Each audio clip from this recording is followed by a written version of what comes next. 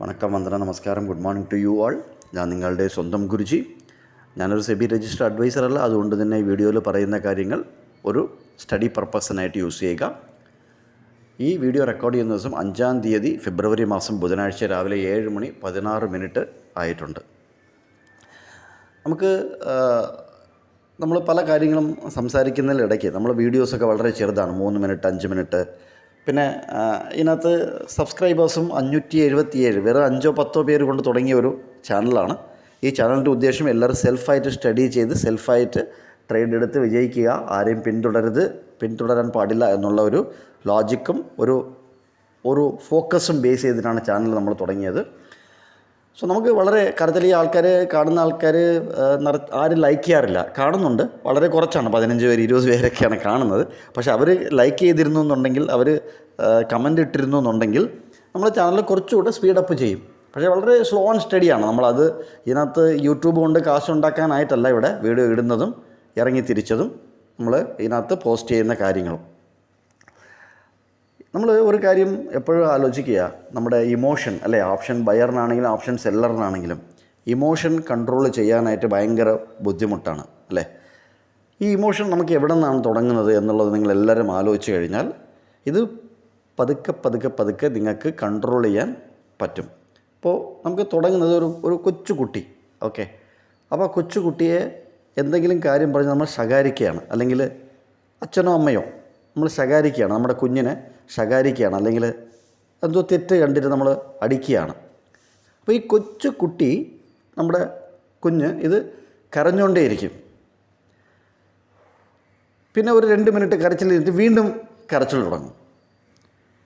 എന്നിട്ട് വീണ്ടും കുറച്ച് നേരം കരച്ചിൽ നിർത്തിയിട്ട് വീണ്ടും കരയുന്നത് നമ്മൾ കാണാൻ പറ്റും. ഇങ്ങനത്തെ ഒരു ഇമോഷണലായിട്ടുള്ള ഒരു ദുഃഖം ആ കുഞ്ഞിന് വീണ്ടും വീണ്ടും വരുന്നതായിട്ട് നമുക്ക് കാണാൻ പറ്റും. അത് എങ്ങനെയാണെന്ന് ആരെങ്കിലും ചിന്തിച്ചിട്ടുണ്ടോ? കാരണം ആ കുഞ്ഞ് ഈ ഉണ്ടല്ലോ, അല്ലെങ്കിൽ ശകാരിച്ച കാര്യം വീണ്ടും വീണ്ടും ആലോചിക്കുകയാണ്. മൈൻഡിൽ ആലോചിക്കുമ്പോൾ ആ കുഞ്ഞിന് സങ്കടം വരികയാണ്. സങ്കടം എന്ന് പറയുന്ന ഒരു ഇമോഷൻ, അല്ലെ, ദുഃഖം എന്ന് പറയുന്ന ഇമോഷൻ ആ കുഞ്ഞിന് വരികയാണ്. അത് പ്രകടിപ്പിക്കുന്നത് കരച്ചിലൂടെയാണ് ആ കുഞ്ഞ് പ്രകടിപ്പിക്കുന്നത്. വൺസ് അത് കഴിഞ്ഞ് അച്ഛനും അമ്മയും കുഴപ്പമില്ല, ഇനി അത് ചെയ്യരുത്, അത് വിട്ടേക്കാം, പ്രശ്നമല്ല, ഇനി അത് ആവർത്തിക്കരുത് എന്ന് പറഞ്ഞൊന്ന് ചേർത്ത് പിടിച്ച് കഴിഞ്ഞാൽ ആ കുഞ്ഞ് ആ ശകാരിച്ചതും അല്ലെങ്കിൽ അടിച്ചതും മറക്കുകയാണ്. അവിടെ മറന്നു കഴിഞ്ഞാൽ പിന്നെ അതിന് ആ ഇമോഷൻ, ദുഃഖത്തിൻ്റെ ഇമോഷൻ വരുന്നില്ല. അപ്പോൾ അത് കൺട്രോൾ ചെയ്യുകയാണ് ഇമോഷൻ. അപ്പോൾ ഇവിടെ നിങ്ങൾ നമ്മുടെ മാർക്കറ്റുമായിട്ട് ഇങ്ങനെ കണക്ട് ചെയ്ത് നോക്കുക. എന്താണ്, എപ്പോഴാണ് മറക്കേണ്ടത്, എപ്പോഴാണ് ഓർമ്മയിൽ വയ്ക്കേണ്ടത്, വീണ്ടും വീണ്ടും ആലോചിക്കേണ്ട കാര്യമുണ്ടോ എന്ന് നിങ്ങളുടെ അടുത്ത് തന്നെ ചോദിക്കുക. ഇനി വരുന്ന ദിവസങ്ങളിൽ ഇതേപോലത്തെ പല ഇമോഷണലിനെ കുറിച്ച് നമ്മളിവിടെ ഡിസ്കസ് ചെയ്യാം. നിഫ്റ്റി ഇന്നലെ നമുക്ക് ഈ ട്രാപ്പിൽ ഈ നമ്മുടെ വീഡിയോസ്, അല്ലെങ്കിൽ ലാസ്റ്റ് 2-3 ആഴ്ചയ്ക്ക് മുന്നേ ഒരു ഞായറാഴ്ച ഇട്ട സ്റ്റഡി പർപ്പസിനിട്ട ഗ്യാപ്പ് അപ്പ് ഓപ്പണിംഗ് അല്ലെങ്കിൽ ഗ്യാപ്പ് ഡൗൺ ഓപ്പണിംഗ് നമുക്ക് എങ്ങനെ ട്രേഡ് ചെയ്യാം എന്നുള്ളൊരു സെറ്റപ്പ് കണ്ടിരുന്നു എന്നുണ്ടെങ്കിൽ ഈ 10:30 ട്രാപ്പിൽ ആരും ചെന്ന് വീഴൂലായിരുന്നു.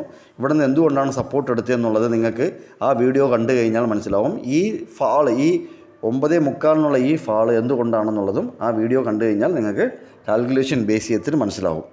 നിറച്ച ആൾക്കാർ ഇവിടെ ട്രാപ്പായി ഇന്നലെ. കരച്ചാൽ ഈ പുതിയ ഡേ ലോ ആണ് 10:30 ഈ നിഫ്റ്റി ഫ്യൂച്ചറും നിഫ്റ്റി 50 വെച്ചത്. അപ്പോൾ ഇതിനകത്ത് നിറച്ച ആൾക്കാർ വിചാരിച്ചാണ് ഈ ഗ്യാപ്പ് ഫില്ല് ചെയ്യും, ഈ ഗ്യാപ്പ് അപ്പ് ഓപ്പൺ ആയല്ലോ, ആ ഗ്യാപ്പ് ഫില്ല് ചെയ്യും എന്ന് പറഞ്ഞ് PEയിൽ കയറി കാണും.